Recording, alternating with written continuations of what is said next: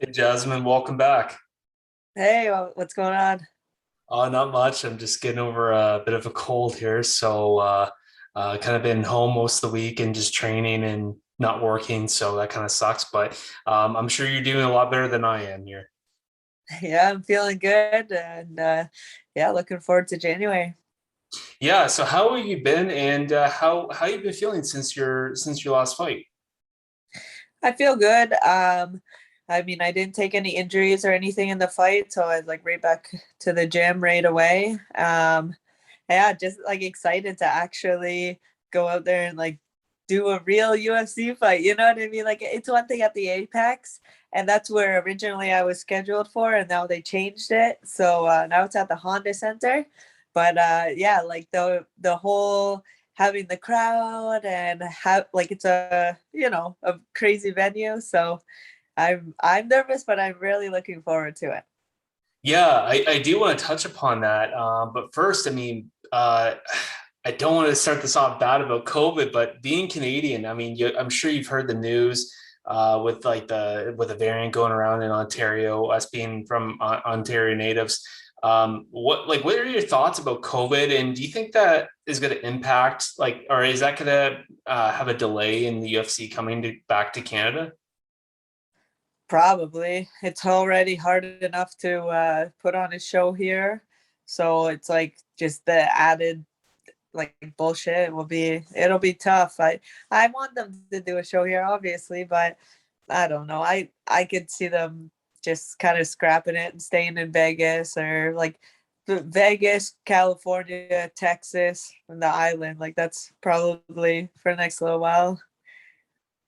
I don't know. Like I feel like as much as like things are kind of open in the States and they're not really, caring that much anymore about it, like you would think that maybe the UFC can kind of bribe their way in. If you're allowed to go to, like, I just went to a Leafs game on the weekend, and I think if you're able to still go to like hockey games that have full sold out arena, I don't see why they can't have a UFC event, but it's easier said than done.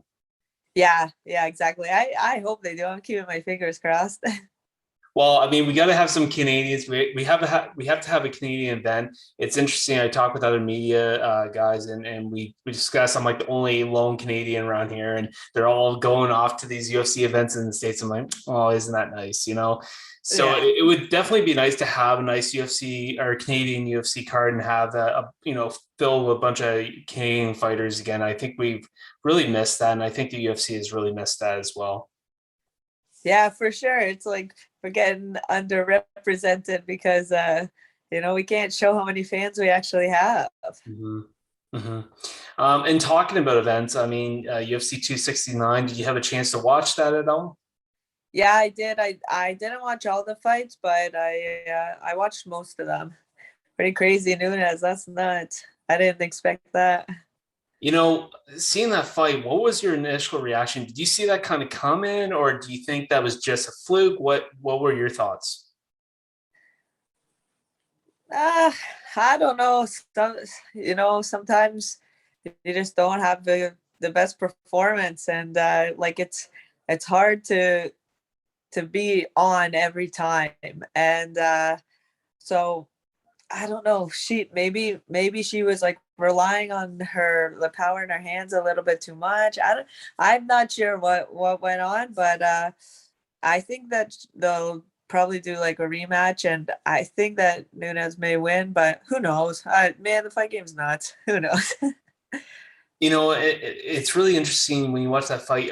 There was something not right with Nunes. Like it just seemed like I think Yeah. mentally she was fine. I think she's a strong champion. She's a strong fighter.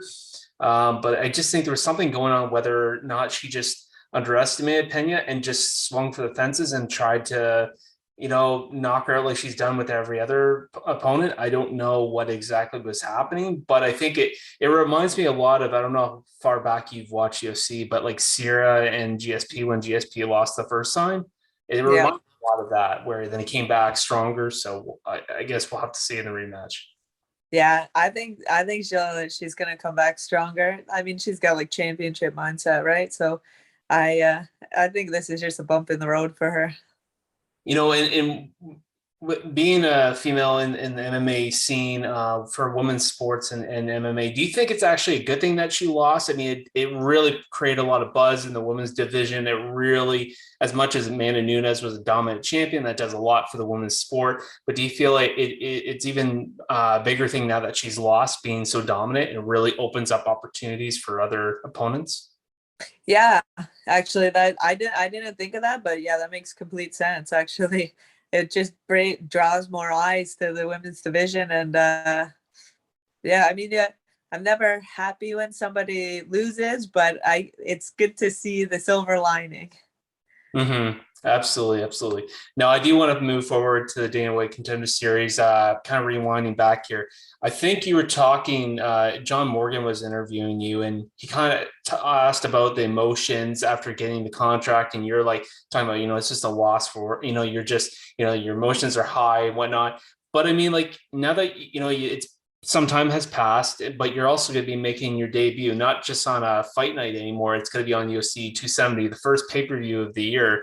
Um, has emotions kind of been rekindled, or are they still like you got that out of the way? I feel like it fluctuates day by day. It's like sometimes, sometimes yeah, sometimes no, but I don't know. I don't really get attached to too much, thinking about it too much. I'm looking forward. Well, I only can imagine. So, at the beginning of your interview, you talk about like you're nervous, but you're excited. How does one keep your emotions under control when you have a debut and you're going to want to come in and you're going to want to put on a good performance? Well, I mean, everyone does it different, but for me, I just kind of like talk myself through it. Anytime I'm like feeling nervous, like, okay, why do I feel nervous? I feel nervous because blah blah blah blah blah, and then it's like I'll kind of just like cycle through to my head, and then I'll be able to be like okay with my nerves. It's like, okay, I understand nerves are part of the process. It's just preparing my mind and my body to fight. But like, you know what I mean? I just like will think my way through it. And then it's like once you're in the cage, then you're not, it's all out, it's just time to scrap. Yeah, like what your job is, you've done it, you know what to do. It's almost like once it's like you get all the nerves out of the way, then you're ready to go, and this is your job. You're prepared to fight. Yeah. And I think it comes for me from preparation. So it's like, leading up to this fight, have I done everything that I possibly could to do my best that night? Like, was my diet on? Did I do all the practice? This, you know what I mean? Everything, like a checklist. And if I've done all that, then I can walk into the cage and be happy with the results, regardless if it is a win or a loss, because I've done all the work. Obviously, I think that I'm gonna win because of the preparation, and but that's what works for me personally. Another former fighter, Joseph Holmes. I interviewed him about a month ago, and he talked about the Dana White Contender Series. He had a shot to go in there, and he won. And then eventually, he got the contract after another bout that he had in another organization. But when he talked about his time there, he talked a lot about the media, and the cameras are in his face all the time. And was that something that you experienced yourself? And how did you embrace that, and have you ever been used to that kind of media obligations? Um, Honestly, it wasn't that big of a deal. Like I noticed them and I saw the camp, but it didn't steer me one way or the other way. I was like, as part of it. I didn't really think of it too much. I mean, it's nice actually. It's pretty cool having a camera crew follow you around. Yeah, and I think that's how they get a lot of those shots when they do. I think the embedded videos when they do a lot of like big UFC cards, like maybe not so much like they might do with like the main card fighters, but like I think that's how they get like the shots at home. Like the camera crew will come to their home and they'll like film them doing stuff. And it doesn't seem like any fighters, it doesn't bother them. That's just part of the job. It's part of the contract. You just got to do what you got to do. Yeah, exactly. And talking about your last fight in Vegas. I mean, you got a chance to fight in Vegas. Um, when you were over there, you obviously got a chance to train over at Syndicate. For this camp, are you strictly staying at Niagara Top Team, or do you plan on making moves to other camps? No, I'm gonna stay in Canada for this camp. I know that being said, I am going down early, just to make sure with border restrictions, all that kind of stuff. So we are leaving early and gonna train in Vegas for I think like the last 10 days or 2 weeks or something like that. And then we're just gonna drive over. I didn't know it was only like a 4 hour drive. So that's pretty cool. And apparently that's like one of the most beautiful highways in the world or something like that. So we'll see. Yeah, that's pretty sweet. And I mean, like, I think the last thing, yeah, you would want is, a week before the fight, you're trying to get over the border and you get a hiccup or whatever. I mean, Yeah. have you had everything all set up where, you're kind of exempt and you're able to get across with no problem, or? Yeah, it's I have like the P1, the whatever I forget what it is, but a visa for my visa is perfectly fine. Like I can go back and forth, but it's like my coaches, it's like it depends on if they have to travel with me or if because they don't have their own visa, they're under my visa. Mhm. So it gets a little bit finicky sometimes, but yeah, it won't be an issue for me, but possibly my coaches. So that's why we're going early, just in case. Awesome. Now, originally, I think your fight was like I was previously saying, it was for a fight night. And when I talked with Kay Hansen, your opponent, she was really hoping that she was going to get that pay-per-view fight. And now what's kind of happened. So, like, did your emotions change at all? Like going from a fight night to like an actual the first pay-per-view, or are you just happy to fight? Like, what were your thoughts? I'm just happy to fight, but I did like that it's at a bigger venue. Like that just like it excites me a lot more than fighting at the Apex Yeah. again. So I was excited about that being moved. And it's a crazy card that I'm on. It's pretty sick. 2 title fights. So, if you're gonna make your debut, might as well do it on like a huge card, right? Yeah, and I think like does that give you extra pressure or does it give you have more eyes in the crowd, you have, and you're on a bigger card, does that add more pressure or is it give you more excitement? I think a little bit of both, but I think it's more exciting. Of course, yeah, there's more watching, but more opportunity to get some more fans. Awesome. And talking about your opponent, Kay Hansen, was that the kind of opponent that you and your team were looking for? Is that just what they offered you? Yeah, they just give you a fight. You can't really you don't negotiate back and Right. forth or anything like that. They say, this is who you're fighting on this date. Oh, sounds good. Sounds good. I mean, I could be fighting for a number 15 spot. Sounds good. Exactly. But obviously, you talked to Dan after your fight at the Dana White Contender Series. I mean, you said like I'll fight like next week, or it was something like that, and the lines. Yeah.